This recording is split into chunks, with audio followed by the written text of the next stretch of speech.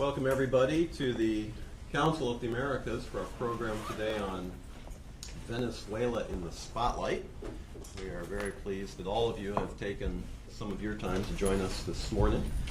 Many faces that we recognize, and we're pleased that you're back. Some new faces, and we're pleased that you've joined us for the first time. We hope you come back many times, and we look forward to that. My name is Eric Farnsworth. I head the office here of the Council. And I'm very pleased to be your host this morning for what promises to be just an outstanding program, a timely program, and a program which I would anticipate each one of us around the table will learn something new today to take back with us to wherever we are going. All of you have watched what's happening in Venezuela for some time.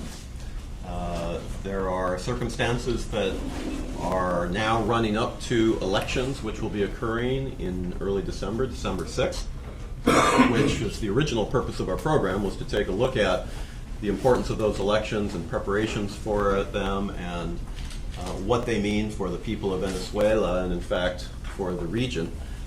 Subsequent to us doing the original program announcement, there have been some developments in Venezuela, particularly the verdict last week of Leopoldo Lopez, and so we want to bring that into the conversation as well because we think it's directly relevant to the pending elections as well. And we also see what's happening on the border now, a real humanitarian crisis between Venezuela and Colombia, and the agreement that the presidents of those two countries will meet in Quito on September 21st with Uruguay as a moderator. So we anticipate that meeting as well. So there's a lot going on. Venezuela being a critically important country in the Western Hemisphere, deeply impacted by the drop in oil prices, deeply impacted by economic crisis in emerging markets generally, and looking toward an uncertain future. And we want to talk about those issues today. We're on the record. We're joined by many people in the hemisphere, by the wonders of technology and the internet. So we welcome you as well, and thank you for your presence. Our three speakers today, I'm truly honored to host this program because the three panelists that we have today are internationally known and respected as democracy advocates, observers of the Western Hemisphere, practitioners, and individually, in their own right, they could stand up their own program. To have three of them in the same room at the same time, I think, is a real coup. And so I congratulate our staff for having been able to do that. Our first speaker will be Miriam Kornblith, who is the Director for Latin America and the Caribbean at the National Endowment for Democracy. Miriam is actually Venezuelan by background. She knows the country inside and out. She's a sociologist and political scientist. Her background, actually, she was deeply involved in elections activities in Venezuela as a member, as the vice president, frankly, and member of the board of directors of the National Electoral Council. And so she has deep knowledge of process and understanding of how the Venezuelan system works, where she oversaw no less than 5 electoral processes in Venezuela. And Miriam, we are delighted to have you with us to join us today. Santiago Canton, to my left, is somebody as well that I've known for many years and have respected. He is the executive director of RFK Partners for Human Rights at Robert F. Kennedy Human Rights. And he is promoting and advocating around the globe, not just the Western Hemisphere, for democracy and the rule of law and human rights. Of course, many of you would know that for the decade of the 2000s, from 2001 to 2012, he was the executive director at the OAS for the Inter-American Commission on Human Rights. In 1998, when I first met him, it was when he was appointed as the first special rapporteur for press freedom at the OAS. And he has been somebody who has been deeply involved in many of these issues. His biography goes on for pages as well. But Santiago, we are delighted to have you with us as well. And our third speaker is Jose Miguel Vivanco, who is, of course, the executive director of the Americas Division at Human Rights Watch. Jose Miguel is not just an expert on democracy, he's a broadly respected expert on Latin America and the Caribbean policies there. He worked as an attorney at the Inter-American Commission on Human Rights at the OAS prior to his current job, and he has taught, spoken, and you will see him frequently on international media for his writings, his quotes. I think the Washington Post, if it's a week without a quote by Jose Miguel Vivanco, the Washington Post is falling down on their job. He is frequently in there, not just in the news pages, and this is a real coup, I don't know how he does this, but also in the editorial pages. They write editorials with him in there. So this is a status that I think most of us, speaking for myself, will never achieve. Jose Miguel, thank you for joining us. We're going to begin, as I mentioned, with Miriam for a discussion of, or just an overview of the elections in terms of what they portend, what they mean, why they're important, and how they are framing the current issues that we see today in Venezuela. Then we're going to go to Santiago, then we're going to go to Jose Miguel, and then we will go to all of you. So, Miriam, thank you for joining us. Thank you very much, Eric, and it's a great honor and a pleasure to be here. Thank you, Eric. Thank you, Stephanie, for inviting me. Well, as you may know, in the last 16 years, there have been 18 electoral processes in Venezuela. That's more than one process per year. The only years that Venezuela hasn't had elections in the past 16 years are 2001, 2, 3, 2011, and 2014. Not surprisingly, those have been some of the most difficult and tense years in Venezuela's current recent history, except for 2011, where nothing major happened because it was a pre-electoral year. All of these years have been marked with very harsh tensions, which somehow explains and illustrates the importance of elections in Venezuela and how elections, despite everything we're talking about, elections have been a relevant avenue for channeling relevant, and very tense situations in the country. So this is another thing another issue that's very worthwhile mentioning is that despite the proliferation of elections, the quality of elections has decayed significantly. Generally, we would assume that the more elections a country holds, the better those elections become, the quality of those elections improve. However, in Venezuela, we have seen an inverse relationship between the amount of elections and the quality of those elections. Each one of the elections has been worse than the previous one, and in this sense, this election will probably be much worse than the previous elections. Worse in terms of the ability of these elections to fulfill basic standards of freedom, equality, competitiveness, transparency, all the international requirements to consider to withhold the integrity of an electoral process.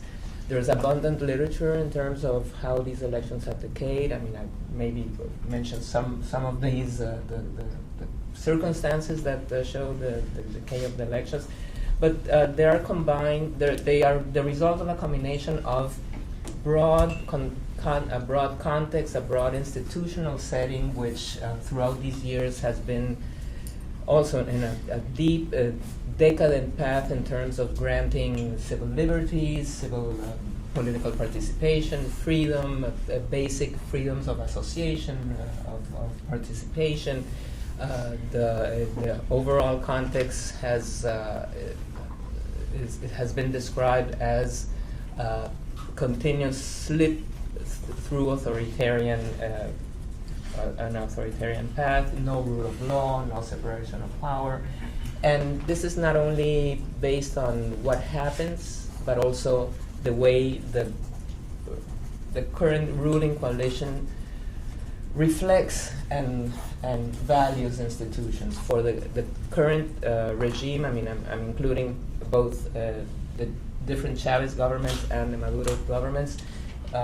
Principles such as separation of powers, freedom of expression are not valuable. They have tried to change the main principles, the main institutions, the main rules that govern the society nowadays. So based on Freedom House records, the Konrad Adenauer reports, this international study on the integrity of elections based in Harvard, many studies report in a very systematic way the decay of the institutional setting in Venezuela and specifically the electoral setting.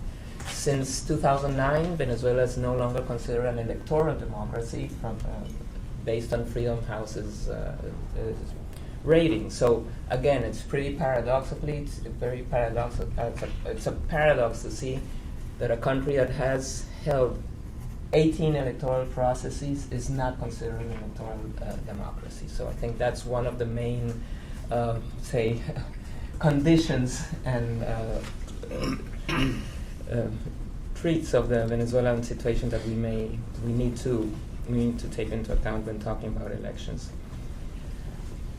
In terms of the broader political environment, we know that Venezuela has been marred by deep political polarization in the past years, with increased criminalization of dissidents, with the use of institutions and specifically the judicial power to harass opposition, to deter any kind of open expression of dissidents, to criminalize again dissident, and dissidents and there is a clear collusion among the different branches of power which reinforce themselves in this creating this atmosphere of limitations of all sorts of freedoms and rights. So taking into account this very adverse atmosphere, many questions arise, of course. Why does the opposition continue to insist in using the electoral path to participate in the political process, to substitute the current power holders, to generate a different correlation of power, knowing that the conditions are extremely adverse? And another question that arises is the government willing to accept the results of an election that may not favor or could not favor them? And there are many other questions associated, but I think that those are pretty relevant questions. In terms of the current say atmosphere and the current the infrastructure of these elections, I'd like to mention some figures and some data that may be relevant to understand the elections. First of all, the upcoming elections are legislative elections. Venezuela has a unicameral Congress. However, the principles of representation in this unicameral Congress kind of combine both the Senate and a House. Both chambers are kind of combined in terms of the principle of representation. There are the total members of the current National Assembly are 167, and those are the ones that will be elected. There are 87 districts. The simple majority for this National Assembly is 84 members. The stronger majority, which is 3/5, involves 100 members. So the discussion here is centered in the ability of both sides or either side to achieve or a simple majority or a stronger and extended majority. According to the polls, and these are very consistent among several different polling surveys, the opposition nowadays has between 20 and 35% of a lead in these elections. Of course, these are aggregate numbers. These numbers are not reflecting the differences in the 87 districts. I mean, there are differences among the districts, and that may have, of course, an important impact. However, this is it's a large gap. It's consistent, and it has been increasing along these months. So the last poll I read was last night, the recently released Keller poll, and I also have here the IVAT poll, and I have the data analysis, and all of them are very consistent in terms of this gap between the willingness to vote for opposition candidates and to vote for pro-government candidates. So the question here is, how is the opposition working in order to preserve and enhance this majority, and how is the government working in order to reduce this huge gap. In terms of the opposition is doing what the opposition can do. I mean, in these very adverse conditions, the opposition launched primaries to select candidates in certain districts, has launched a unified list in the rest of the country, is working through the main opposition platform, which is the Mesa de la Unidad.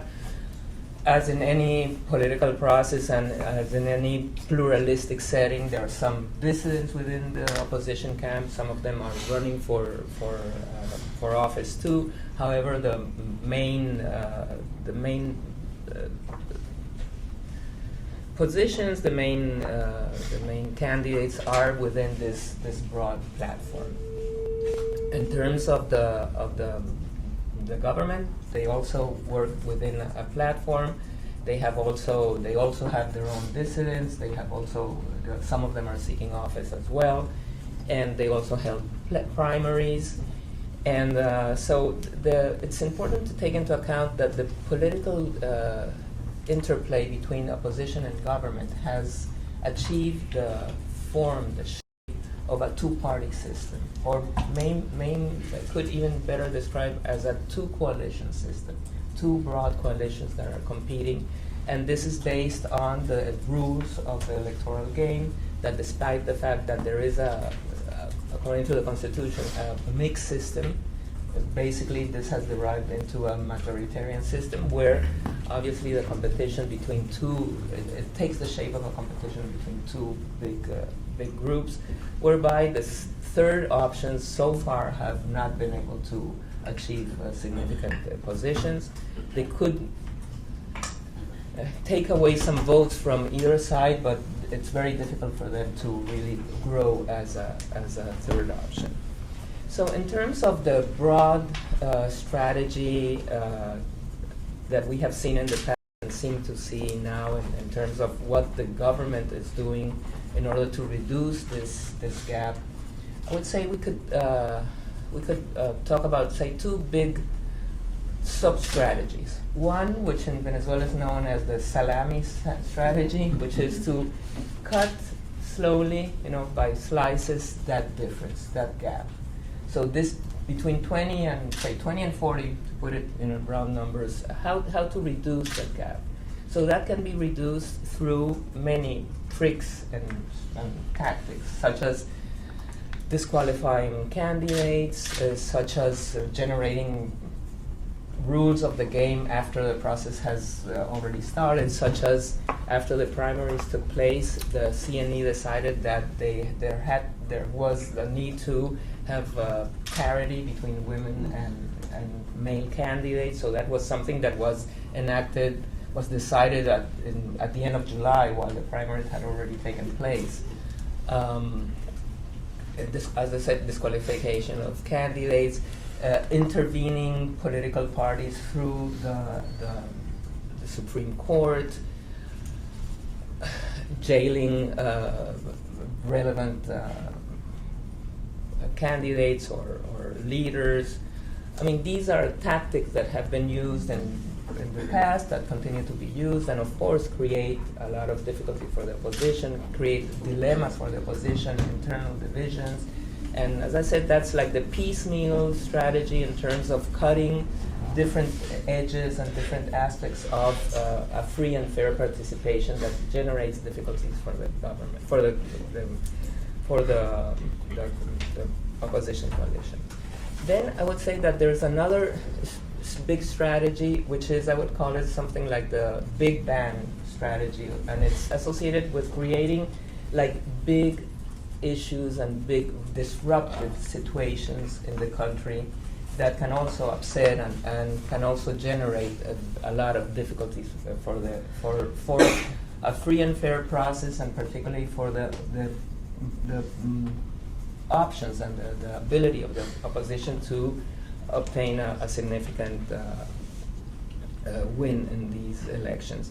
In the past, like in 2013, the local elections, this big bang strategy, I mean, to generate a significant upset, not just the piecemeal, cutting the difference, but piecemeal, was what was well known in the country as the Dacaso. That meant that around a month prior to the elections, the government launched like a huge operation whereby all the significant goods, such as refrigerators and washing machines and all of those goods that are very relevant for people in a situation of scarcity, where it was like a huge Black Friday throughout a month, whereby people were able to get these goods with significant discounts, yes, and that actually had an impact on the elections. That if you see the surveys and you see the polls, I mean, it really had an impact in local elections, and it made a difference in terms of the votes that the opposition got and the votes that the government got. So many people are asking themselves, what is the Dacaso? What's the equivalent of the Dacaso for this election? So there's a lot of speculation that the attempt to generate a conflict with Guyana and use that conflict in a nationalistic way and to try to gather support for Maduro and the government and to raise Maduro's image and the government image was part of the strategy to generate a change in the dynamics of the country, taking into account that the difference, the gap in terms of support is so huge.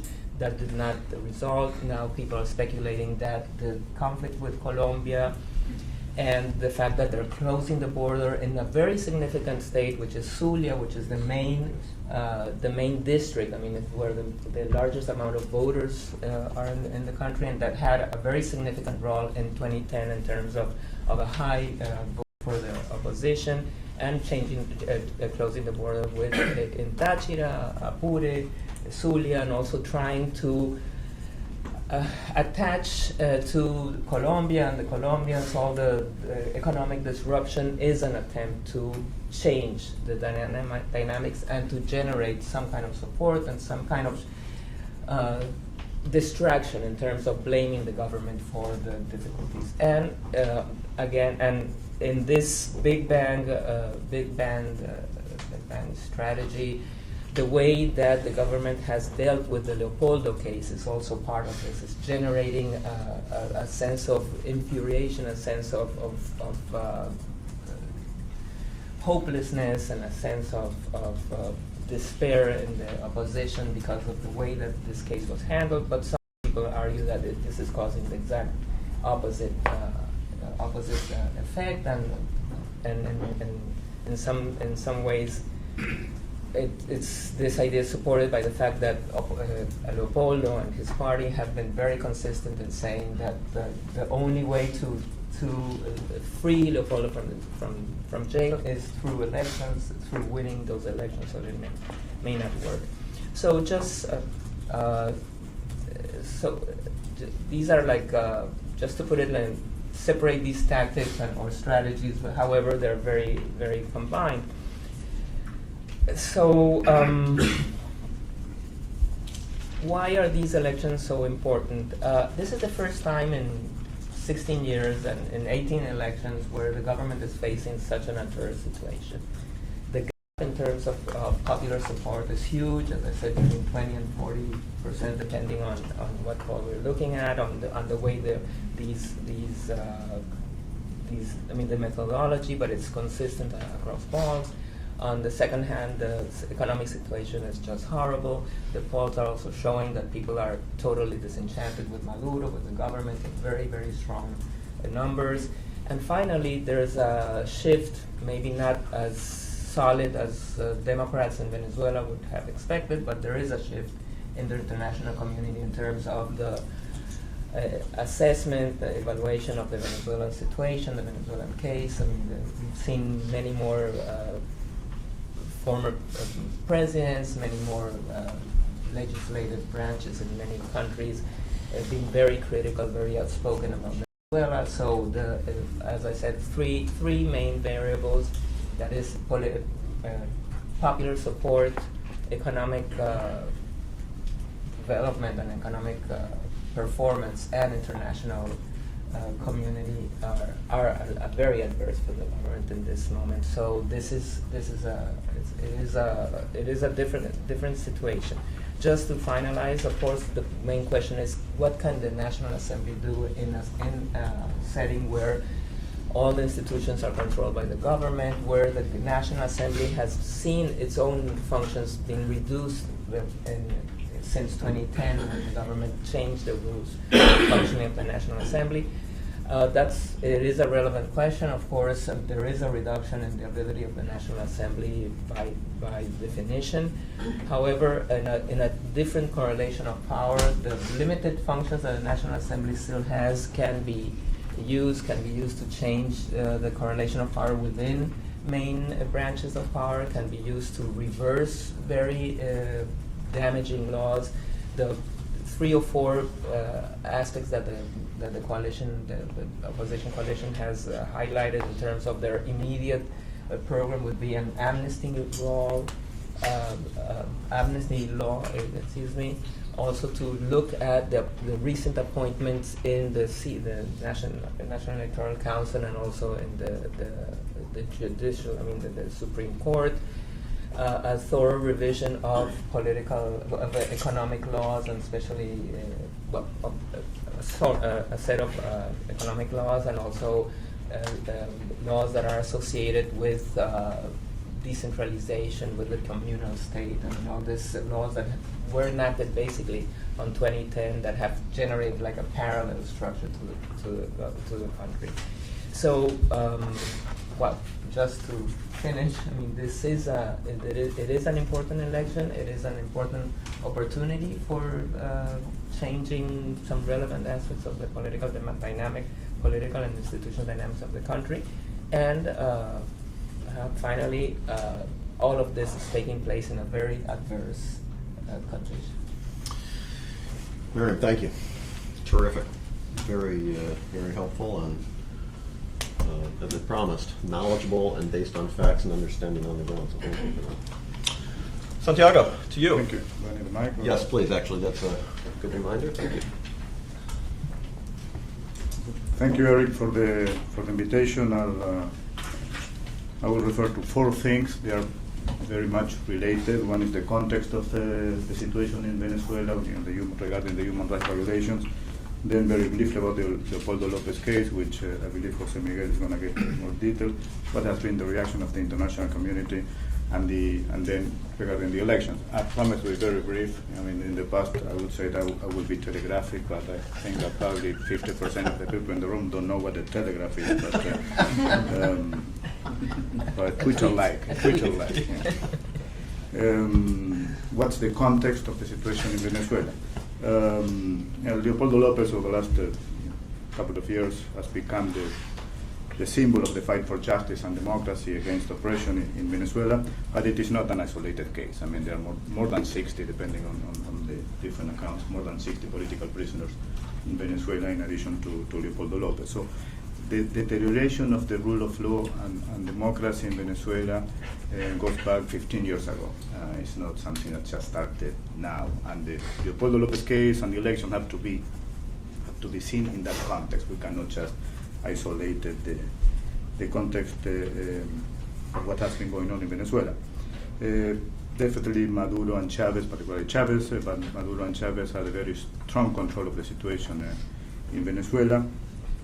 And what have been the most, what is the characteristic of that control by Maduro now and Chavez in the past? There are many ways in which they have done it, but I would refer mainly to 2, which I believe are the most critical ones.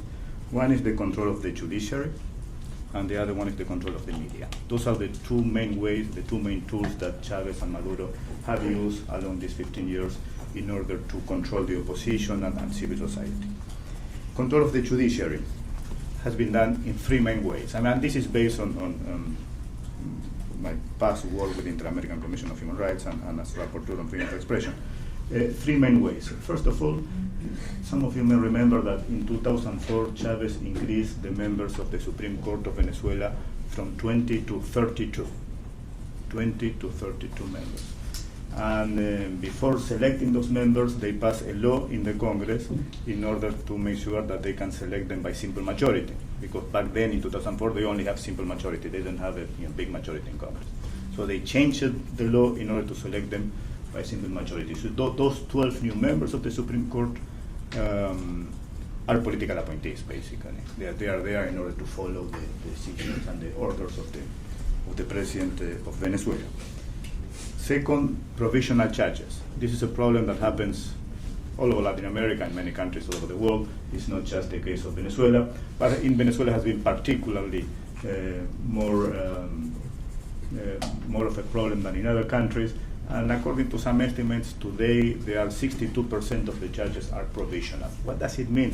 They are appointed by the president without any process that will guarantee certain level of democracy and with participation of all the leaders. So basically they are appointed by the president and they can be removed by the president anytime he wants. And there are 62% of the judges that are provisional. And the third one, the persecution.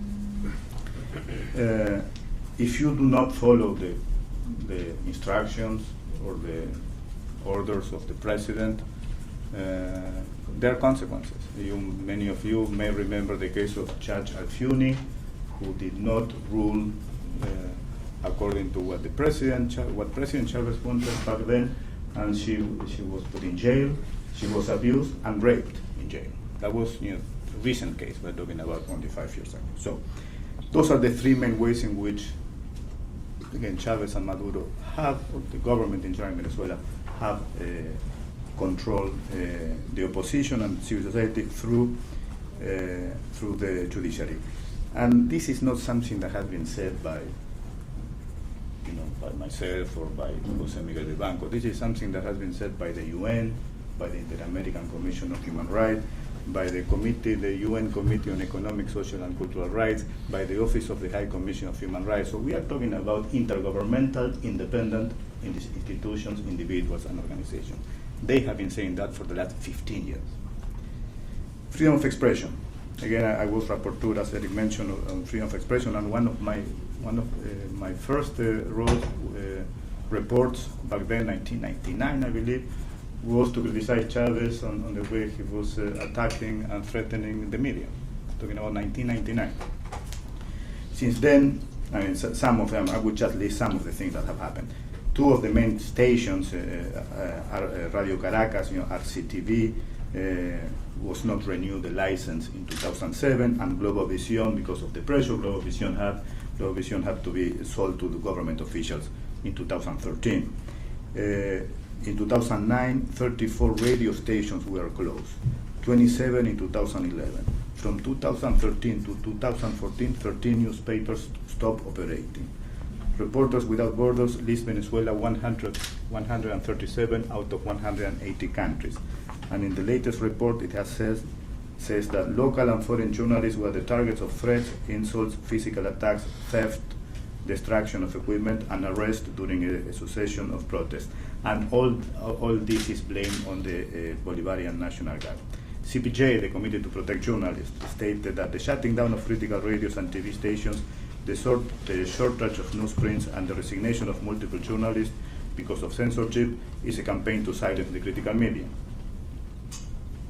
The UN rapporteur on torture in 2014 said that referred to more than 50 incidents of violence against reporters. The Inter-American Court of Human Rights, in a case against Venezuela, regarding the journalist of Globovisión, has clearly stated, and the same with the Inter-American Commission, that Venezuela has violated the Inter-American Commission of Human Rights. Just a couple of weeks ago, the Inter-American Court of Human Rights ruled in favor of RCTV and demanded, because there was a violation of freedom of expression, and demanded the government of Venezuela to return RCTV, all the machinery and all the equipment. Again, independent bodies from all over the world, from the UN, from the Inter-American system, have regularly over the last 15 years said that there are clear violations of independence of the judiciary and freedom of expression in Venezuela. The Leopoldo Lopez case, and again, Jose Miguel is going to get in more details of it. But the main violation in the case of Leopoldo Lopez, there are myriads of violations during the process. We can list them all. But the main one, he should have never been incriminated. Never. There are no proof of the accusation. On the contrary, the incitement to violence that the accusation refers to, most of the international organizations, both intergovernmental and international civil society, have said that the violence came from government officials. So there is no proof, and in the trial, no proof was presented of the main accusation. So he has never been indicted. That's the number one violation. And yeah, again, I can refer to many other ones. And again, this has been said by the Inter-American Commission of Human Rights, by the Committee Against Torture of the UN, by Human Rights Watch, by Amnesty International. They have particularly said that the violence came from the government side. International reaction. U.S., Spain, the European Union have came up, particularly on the issue of Leopoldo Lopez, have came up more or less strongly. In Latin America, Chile has been finally very good on this issue. But in general, there has been silence from Latin America. Mercosur didn't say anything so far. Mercosur has a democratic charter, so it seems that for Mercosur, political prisoners are not part of the democratic charter. It's really completely inconsistent. UNASUR has been wrong. They are not. It would be better if they are silent, but no. They've been open and public, and they put out a statement in which they basically legitimize the process against Leopoldo by saying that it was done within the rule of law, and they're looking forward the appeal. That's legitimizing the political detention.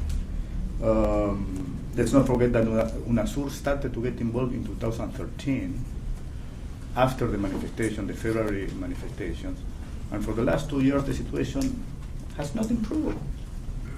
There are more political prisoners now, and of course we have the escalation in the border, so the situation has gotten worse since UNASUR got involved, and UNASUR keep supporting the government side, ignoring the opposition.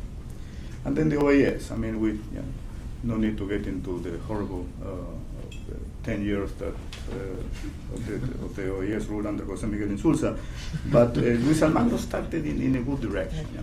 He received Capriles, so he did start in the good direction, and I strongly believe that he really wants to do the right things in the case of Venezuela. Now, the statement they put out is not correct either. Again, they said that the process was done within the rule of law. And it is clear by every standard, by all the international, even the one of the even of the organization of the OAS, the Inter-American Commission of Human Rights, but also the UN, they all said that it was not done correctly. And Luis Almagro said in that statement, the Secretary General office, that it was done within the rule of law. Again, he's still enjoying the honeymoon. I think he has the right approach to the issue, but they should have put out a statement legitimizing the process. Elections, and with this I finish. In my manual of democracy and elections, and in my bio, I used to work on elections back in the 90s. In order to have a free and fair election, you need a level playing field. No alternative. And with a political prisoner, which represent one of the top opposition leaders, you cannot have a level playing field. He has been unable to run for office for the second time, on and off, unable to campaign. He's a clear political prisoner. So you cannot have a free and fair election in the current situation. That's impossible. Any election observation team that goes down there, the first thing they have to say is that unless you release one of the top political leaders that is in jail, you cannot have a free and fair election. Now, the election, it is, for the international community, it is mainly a political solution. And it might be it. That might be the way to end the political crisis that is going on in Venezuela through this election. But it has to be understood that way. It's not going to be free and fair. It's going to be a transitional election in the best case scenario. And that's the way the international community needs to look into it. Otherwise, they will be legitimizing a process in which one of the main political opposition leaders is in jail. So I do believe that in that respect, the election can be a solution. But there are other solutions. And one that really strikes me is the situation in Venezuela in general to some extent, but particularly the situation of Leopoldo Lopez in jail, could be resolved is if Brazil or Argentina step up. They can play a real important role, and they have been silent. Probably they are playing, particularly Brazil, they are playing some sort of silence diplomacy. I'm sure Argentina is not, but Brazil probably is. But it's not working. It's not working. They need to step up publicly and put pressure on Chavez to release, on Maduro to release Leopoldo Lopez. And they can do it. If they step up, Maduro will have to release Leopoldo Lopez. And they are not doing it. The question is why they are not doing it, why they are silent. Is it because a political prisoner from the right is relevant for the government from the left? That would be a big mistake. I don't think that's the case, but you have to think about that possibility. Is it because of all the corruption scandal that is going on in the country are related somewhat to what's going on, are related somewhat to Venezuela, in the case of Argentina in particular, and in the case of Argentina in particular again, is it because of you all might remember the triangulation between Venezuela, Iran, and Argentina regarding nuclear issues? Is that related with this or not? So that has to be.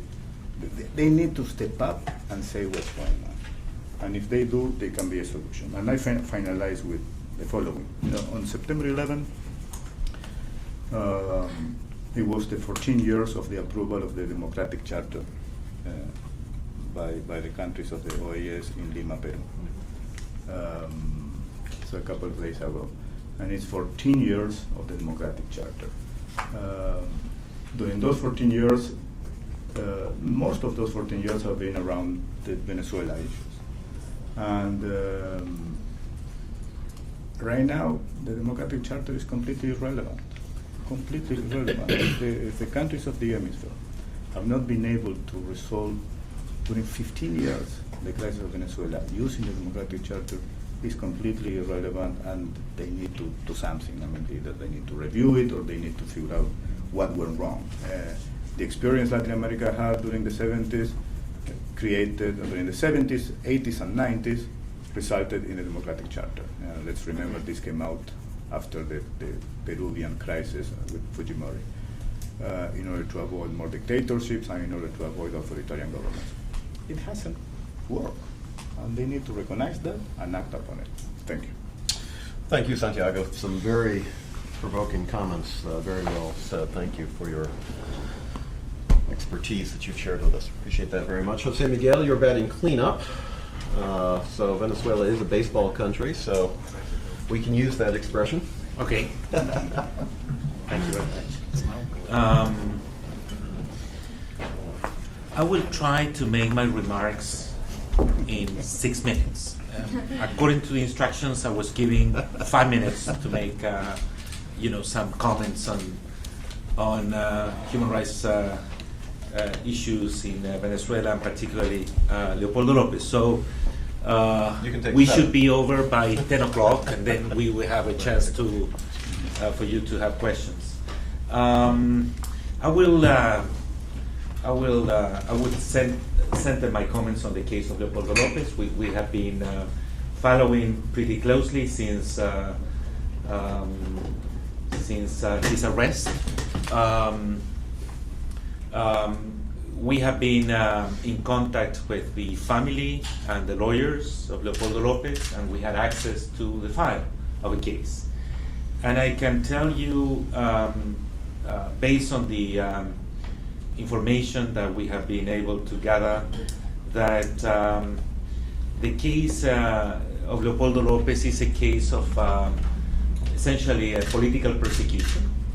And we have said that it's a travesty of justice because prosecutors did not present any evidence linking Leopoldo Lopez to the commission of a crime.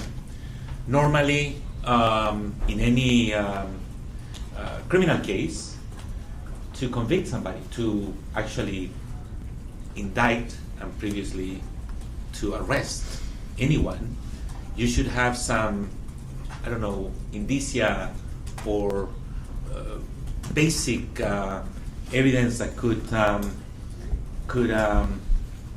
pass the test of an independent court.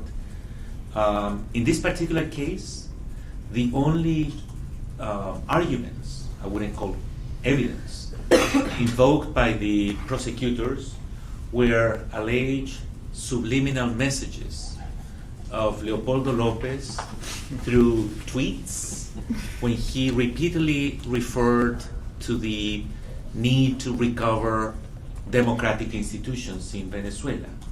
So this is like going back probably 400 years in history. And if you review the files and the records of the Inquisition tribunals in Spain, probably you will find more evidence there, to go after, I don't know, evil, during that time, than in the case of Leopoldo Lopez. It's a real evidence of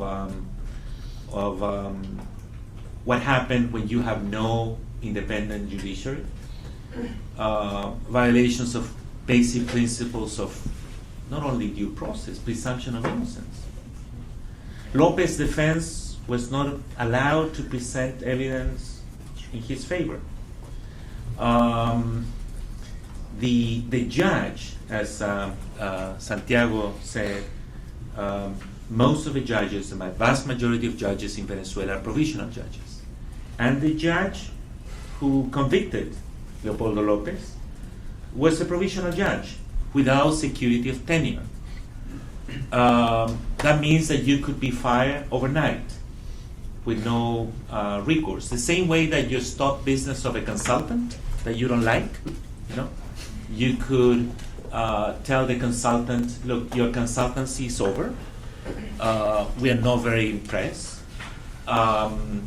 So here is your last check, and clean up your desk. That is the treatment that most of the judges could get in Venezuela today. The difference in the case of Leopoldo Lopez, judge, Barreiro, is that apparently she has been offered a very beautiful reward as a result of this ruling. And that reward is an appointment as a General Counsel of Venezuela in Chile. And that, as you could imagine, has raised some questions, and there is a very strong debate in Chile about the appointment of this judge as a diplomat in Santiago. Well, on top of everything else, the trial was closed to journalists as well as international observers, and there were many hearings, and the room was pretty much full with guards, armed guards, and there was no chance to show what really was going on, just for the families and the lawyers representing Lopez that were able to tell us what exactly happened there. I think Leopoldo's defense is going to appeal the conviction, but as I said before, given the lack of judicial independence, and when we say lack of judicial independence, Santiago referred to the restructure of the Supreme Court in 2004. It's not just that. The rulings, if you check the rulings of the Supreme Court of Venezuela, you will find explicit language where the rulings argue that the mission, the mandate of the Supreme Court of Venezuela is not to strengthening the independence of the judiciary, separation of power, kind of old-fashioned principles. The mission, and this is, I'm quoting this from rulings of the Supreme Court that are included in our reports. The mission of the Supreme Court is to strengthening the Bolivarian socialism. That is what you will find in the. So it's basically an entity that what it does is to validate decisions of the executive branch. It's an appendix to the executive branch. Judges in Venezuela act like soldiers following superior orders. And let me see my time. I think it's almost over. I have zero hope that the ruling, the conviction of Leopoldo Lopez will be reversed by the courts on appeal, because there is a fundamental problem here. Now, my last comment is about international reaction and actually international pressure. I think Venezuela, more than ever, today requires some international pressure, international observation.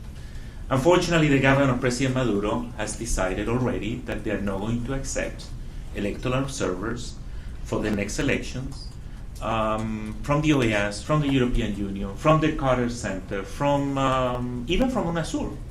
It's clear that they are not going to accept electoral observers. And there is one particular country that has a huge responsibility in this business, and that is Brazil. Brazil, because the weight of Brazil, the influence of Brazil in South America, the silence of Brazil, I think the ideological sympathy of the government of Lula. Remember that Lula campaigned for Maduro openly. And the ideological sympathy of the government, the current government, given the close support provided by Marco Aurelio Garcia, the presidential advisor of the President Lula, and Dilma Rousseff. So my sense is that Brazil has a lot of responsibility, because the silence of Brazil, given all this record of abuses in Venezuela, the abuses committed last year against opposition leaders in 2014 during these demonstrations, and the lack of basically rule of law, the persecution against the media, independent media in Venezuela, tal cual, el Nacional, La Patilla, directors and boards of directors that are under criminal prosecution from the president of the assembly, Diosdado Cabello, who, according to very distinguished international media, is under investigation in the U.S. for narco-trafficking.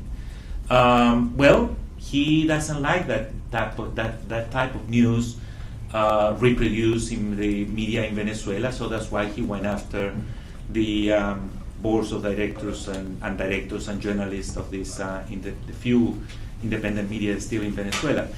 I learned today that the Brazilian government has appointed as a special envoy to Venezuela Nelson Jobim. I know Nelson Jobim. I met him when he was Minister of Justice of President Fernando Henrique Cardoso. Then he was a minister of, he was Chief Justice of the Supreme Court. He was also Minister of Defense of President Lula and Dilma Rousseff for quite some time. I think he has strong credentials. I think he has sufficient credibility with different sectors in Brazil.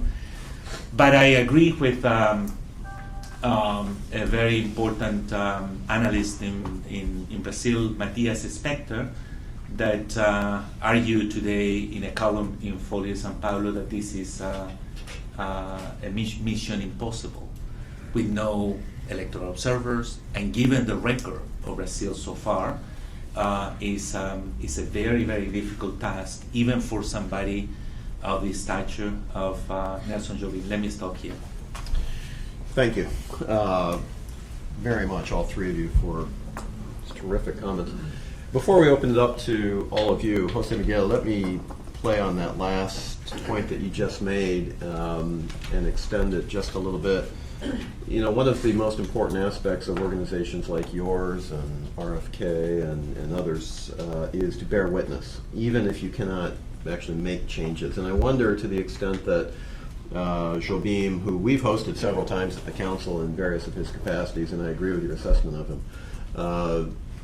even if he's not able to make those changes or to cause change in advance of the election, would it be your anticipation that in bearing witness he would be able to draw attention to some of these issues that could then lead to the process that all of us, I think, are looking to energize? Or is that too much to hope for? Depends on what type of political support he's getting in Brazil under the Brazilian government. First, about we don't know what is going to be his mandate, whether he will be free to make public statements, whether his mission, what exactly is his mission, is to just be present there, and at what time, the day before the elections, whether he will have a chance to, for instance, raise some questions about the use of media or the abuse of media by the government. It is a very difficult task to do this, by himself, without the infrastructure that he requires. It's very different from, for instance, Eduardo Stein. If you remember his role during the Fujimori years, he was the head of the OAS electoral mission there, and Eddie Stein, a Guatemalan, very fine Guatemalan political figure, was able to essentially stop and suspend the electoral observations because he concluded, based on the reports that he was getting, that there were no conditions for free and fair elections at that time. And that created tremendous political crisis in Peru and in the region that I think it was helpful to give some visibility of the abuses that the government of Fujimori was orchestrating at that time. So it is extremely difficult task, but I think it's good news. I prefer, obviously the news that the Brazilian government has finally decided to do something than to just, contemplate these developments, assuring us that it's engaging in silence diplomacy. But we will see what are the powers of Jobim and whether he will be able to speak up his mind in this process. Thank you. Well, let's go to all of you. Let's take a round of 3 questions to the extent that you have them. If after you're recognized, you could both identify yourself by name and organization you're representing, and also if the question is directed to a particular panelist, please feel free to so do. We'll take this question first, please, and speak up because you don't have a mic, but we are trying to pick it up for the internet. Larry Luxner, news editor of the Washington Diplomat. Speaking of international opposition, this is to all of you. Venezuela's strongest ally in the world, Cuba, has clearly decided it wants better relations with the United States. So for the first time ever, we have an embassy in Havana, but no ambassador in Caracas. Question, has Maduro replaced Castro as Washington's public enemy #1? And if so, what can the Obama administration, or whoever follows, really do about these human rights abuses in the absence of full diplomatic ties? Thank you, Larry. We'll go here. Alex Brockel from Freedom House. My question actually gets a bit to the second part. Obviously, I think there's kind of consensus that the U.S. is not the key player here. Brazil was identified much more, but it is still a player. I wanted to ask about the past sanctions regime, whether there's any evidence that that's been effective. Some civil society members in Venezuela suggest that it has been. I'd like to hear your take, especially within the judicial system. And second, in light of the Lopez case, some members of Congress suggested to Secretary Kerry that actually more sanctions be applied, including to Guerrero. Would that be an effective approach going forward? Thank you. It's a good question. If there's a question on this side of the room, we'll take it. There, please. Katie Putnam, and I'm about to start at Oxford Indian Affairs at the State Department. Is there a chance that the state of emergency along the Colombian border could cause elections to be delayed, or either because of internal reasons or because Colombia, for electoral reasons, responds to the escalating crisis? Thank you. It's all three important questions. Let's start actually with Santiago. Let's kind of reverse the order here, and then we'll go to Miriam and then Jose Miguel. In whatever order you care to, but I think the final question, and let me repeat it because I'm not sure if people would hear it, it was the question of would the state of emergency and the disruption at the border with Colombia, would that be an excuse or some sort of reason to delay or postpone or cancel the elections December 6th? Santiago, why don't you try your hand at one or more of those questions? Right. I'll be very brief on the three. They are very open questions, so it's hard to have a very direct answer to it. Will Maduro replace Castro? No way. It's just impossible. Chavez could have definitely, but Maduro. I mean, I met Chavez a couple of times. I met Maduro. There's no way that Maduro can replace Castro in the sense of a political leader of the region that will mobilize the region around. There are other factors right now in Latin America that makes everybody going around Venezuela, but it's not the individual. I don't think that's going to happen.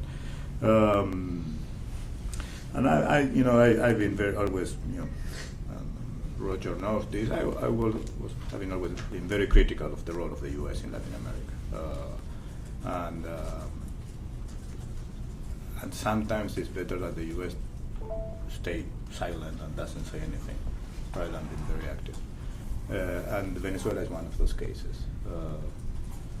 Whatever the U.S. will do, it will be used by Maduro to try to bring together his crowd, but it's not as was mentioned before, is not as strong as it was in the past. So using the nationalistic approach to bring together his crowd to support him, whether because of the conflict in the border or whether against the U.S., it plays into the U.S. hands. So to have more sanctions in this situation, I don't think it's the right approach. And I was critical of the sanction before, not of the sanction itself, but of the timing of the sanction, which is a different. And whether it will be, I think the Colombian border issue, it's a political maneuver to try to keep his crowd together and to deviate the attention of the population on that issue. And there are many factors that can change this election. That's one of those, obviously important, but this election is still very much. We all want the election. The international community particularly wants the election because they see it as a way out in a situation that they have not been able to address. So everybody is focusing on that, and very likely it's going to happen, but the situation is so unstable in Venezuela that everything could happen. Miriam. Yes, I think I'll also focus on the last question in regards to Katie's question regarding the state of emergency. As I mentioned earlier, I mean, this is part of what I call the Big Bang strategy, and closing the border has many consequences and many sides to the whole process. It's not only a conflict with Colombia, it's also something that is associated with elections, as I mentioned. Zulia, which was the last state to be involved in this closing of the border, is a main opposition stronghold, and it's a very important state in terms of elections. Many new voting centers have been created in Zulia, so I mean the Electoral Council and the government are focusing on Zulia and the electoral dynamic in Zulia. The purpose of closing the border, the alleged purpose of closing the border, is to interrupt this black market of all sorts of goods, services, and monies that are taking place in the border. The alleged political purpose of this is at some point to say, well, to show the country that after the borders were closed, goods and services came back to the country. And this is through a massive trade, massive imports of goods that are at this point are not coming to the country. So it's kind of trying to create another DACASO, a similar effect in terms of the restoration of circulation of basic goods in the country. Of course, this is very difficult because the whole chain of production, all the chains of productions have been so upset throughout this year that it's very difficult to restore this. On the other hand, people learned from the previous experience of the DACASO that happiness lasted like a couple of months, and after that everything went back to normal. I mean, became even worse. So to what extent the government will be able to create this effect is a question. On the other hand, will this derive into an open conflict with Colombia? So far, Colombia has been extremely cautious. The government of Colombia, I think, is fully aware of the political and electoral motivation of all this move, and has responded with some people even criticize the government because it has been too cautious, too diplomatic, too nice. Let's say it's playing this mean way in this very conflict-ridden situation. However, I think that the government and the governments in the region are aware of the nature of this conflict, that it's a provocation, it's to create nationalism, to blame the Colombians and Colombia for the political and economic unrest in the country. So the government is trying different strategies and different scenarios to see to what extent this can help reduce that gap. And it's still an open question. I mean, until when they will play the Colombia game, we have to see to what extent they feel that they can win something with this game. It may end when they may feel that the negative consequences have surpassed the positive consequences. But it could be used. Of course, it could be used, and if this doesn't work, there are still a couple of months ahead, and something else may arise as another attempt to change the dynamics and to upset the elections, maybe. There are many observers who argue that one of the biggest risks is that given the numbers of the polls today that are very negative for the government, that the elections could be suspended. And I think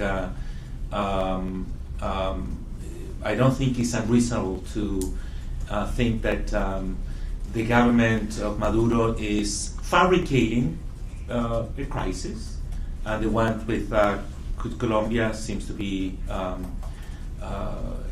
clear attempt to manufacture a crisis and to create a serious distraction so far. I'm not sure about suspension yet, but distraction for sure. Now, with regard to sanctions, I am in favor of sanctions, and I think if those sanctions are selective, not broad sanctions, selective, addressed to specific individuals, and also accompanied by a justification.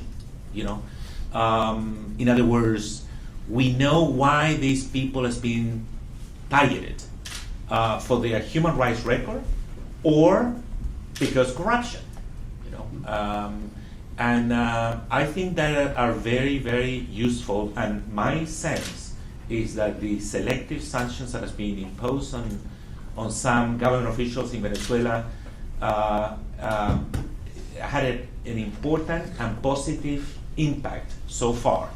The biggest mistake made by the administration was to argue that Venezuela represented a serious internal security problem for the U.S. And that was what Maduro milked and used and exploited as a campaign issue a few weeks before the Summit of the Americas, and I was able to collect signatures and whatever, and even many presidents of Latin America rejected that statement, and so on and so forth. But I think it's if the administration is able to continue using that tool in a very, very targeted fashion, addressing the record of some specific individuals in Venezuela, my sense is that create a serious, it create a positive impact in Venezuela as well as in the entire region. I think we have time for one final round. We'll start here, please. Hello everyone, my name is Vanessa Zavala, and I'm mostly here for personal interest. I'm Venezuelan, and so interested in what the panel had to say. Thank you. My main question is about the stability going on after the election, no matter who is in power or not. My question goes more towards what are the tools really needed to address Venezuela's oil issue, the possibility of Venezuela being a narco state and using those funds with the Cartel de los Soles, as well as the insecurity, which also goes directly into the human rights. No matter who goes into power or keeps the power, the opposition or the government, what are the tools that are necessary regarding for the government to either keep some kind of stability, because as we all know, Venezuela, I believe right now has more, higher than 700% inflation. There's huge scarcity, all these things that we know that are not stable. And for the opposition, it's very fractured. There's still not a clear leader, clear message. If you're with Leopoldo Lopez and you're not with Capriles, and then all of these different fractions. So addressing both sides, what would the government need to keep that stability, and what would the opposition need to keep it the same stability after the elections? Thank you. Thank you. I think we had a question here, please. Roger. Thank you very much. Roger Noriega with the American Enterprise Institute. On the issue of sanctions, Jose Miguel, I think you can go with more than your gut, because I've heard accounts from people in Lopez's circle that some of his jailers and some of the people there have said, intimated to her, don't sanction me, and including people going easy on Lopez, believe it or not, if that can be said in a prison. If someone's falsely imprisoned, don't sanction me, I'm trying to be a good guy here, that kind of thing. So it does have this impact, and I think the way that Congress wrote this was targeted sanctions against individuals, and I do think it makes some sense. And on the issue of where the U.S. should stay silent, that's shouldn't be confused with doing nothing. So let me ask you, do you think the United States is doing enough to generate regional support for the principles of the Inter-American Democratic Charter, for the OAS's engagement, for some kind of transparency in the electoral process, and perhaps more importantly, preparing for the economic and political collapse in Venezuela? Not an unimportant event that I think is fairly predictable. What are we doing on that score, and is it enough? Thanks, Roger. If there is a final question, we'll take it. Otherwise, we'll go to the panelists, and then we'll start in reverse order from what we just finished. So, Jose Miguel, we'll start with you, and then we'll come to Miriam, and then we'll conclude with Santiago then. I have no comments on your question. And I'm not sure whether I can elaborate more on what Roger just mentioned, because obviously I understand that the purpose of any foreign policy is to have impact and to try to influence conditions on the ground.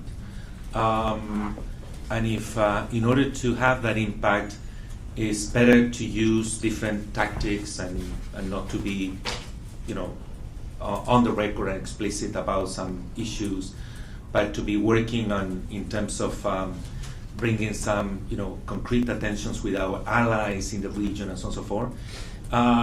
Obviously, that is another option. The trouble is that I'm not in conditions to answer that question because I have no clue of what exactly is the strategy of the current administration with regard to the case of Venezuela. I think that is a question that will be probably more appropriately answered by somebody from the administration. The only thing that I can tell you is that the policy of selective sanctions, as long as are not justified as a country that represent a threat for the security of the U.S., which I think is absolutely ridiculous, and are imposed on the grounds of anti-corruption measures and exposing violators of human rights in Venezuela, is the right policy, and I think is effective. Beyond that point, frankly, I can't comment. So I think that vision of the opposition, because of one of its strengths, the fact that it encompasses a large number of leaders, a large number of parties, which is part of its strength, shouldn't be interpreted as a sign of weakness or lack of leadership, or lack of unity. I think it's exactly the opposite. The fact that the opposition is able to bring together such a wide range of parties and leaders from the left to the right to the center, and is able to coordinate and articulate an electoral platform and say a programmatic platform is quite outstanding. So in that sense, I think, and the fact that there are different leaders, yes, there are different leaders. It's yes, and what's wrong about that?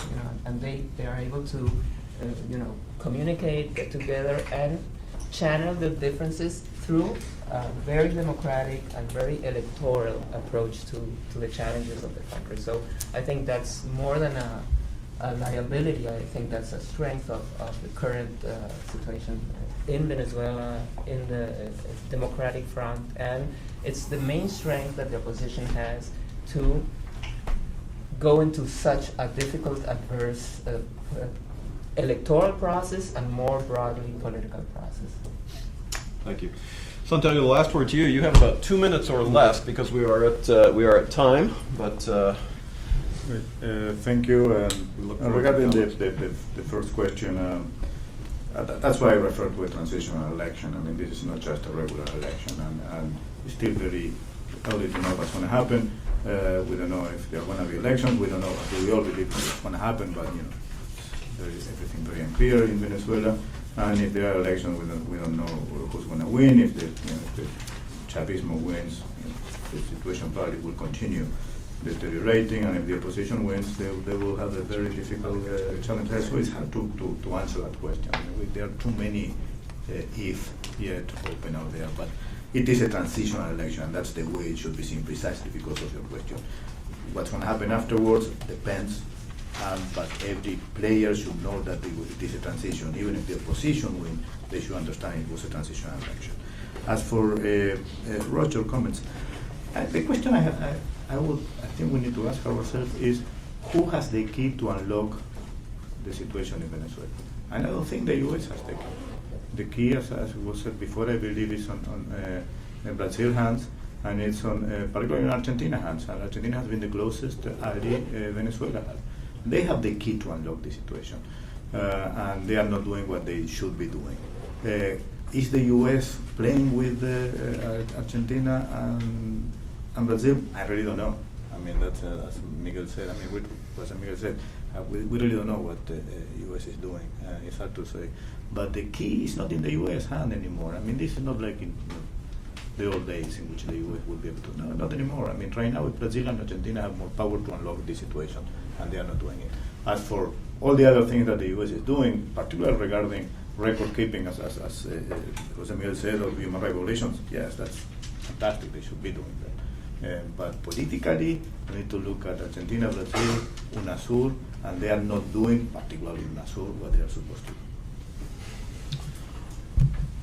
Well, the panel was not entirely optimistic about looking at Venezuela, but nonetheless very realistic and extraordinarily well informed. And as I indicated, I learned a lot. I anticipate all of you did as well. I want to thank all of you again for coming, joining us today. I hope you will continue to engage with us. This is not going to be the last time, but before we talk about, for us to talk about Venezuela, these issues, as indicated, are important and are getting more important. I would simply ask each of our three panelists to be willing to come back to talk to us again as these situations develop and as your information continues to grow. And what a tremendous panel. Would you please join me in thanking our three panelists for their comments this morning?